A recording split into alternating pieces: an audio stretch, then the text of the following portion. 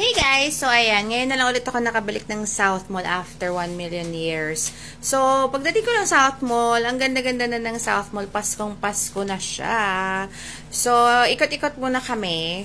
Tapos nakita ko nga tong Komoro sa ground floor, katabi ng Dairy Queen sa South Mall. So, trinayin namin kasi mahilig nga sa Japanese restaurant yung asawa ko sa Japanese food. So, ang nagustuhan ko sa restaurant na to guys, mura yung mga food niya, very affordable. Yung mga rice bowl nila, nasa 100 plus lang.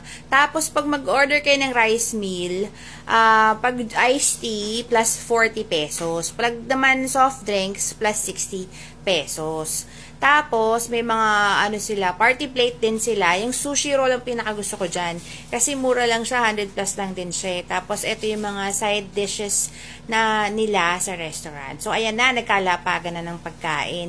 So, ang in-order namin is itong yaki udon na 130. Tapos, yung gyoza na 95. Tapos, yung tempura, isang piraso lang. Nagsisinga ako, dapat marami pa akong in-order na tempura. Kasi masarap siya, fresh yung shrimp niya. Tapos, yung golden mango shrimp na sushi, ang sarap din. Kasi, siya, pag kinain mo siya, it melts in your mouth. May crunch na nagaganap sa loob pag kinakain mo siya. Yun yung katsudon na in-order ko. Tsaka yung yaki udon, masarap din siya. Sobrang gutom na namin yan, kaya ubos agad yung food. Tapos yung asawa ko mahilig sa maanghang, so ayan, hinahalo niya na yung wasabi. Ketchup girl kasi ako kaya hindi ako mahilig sa maanghang.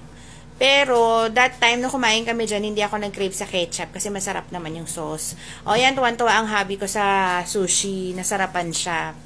So, ayun guys, ang downfall lang ng restaurant na to is bawal ang pets. Pero overall, service-wise, mabait yung mga staff, very accommodating, tsaka malinis yung restaurant nila, yung, affordable yung price, at the same time, good quality food. So, for sure, babalik kami dito sa branch na to kasi gusto pa ng asawa ko i-try yung iba-ibang sushi rolls nila. So, yun lang guys. Thank you for watching. I hope you like my video. Please like and share.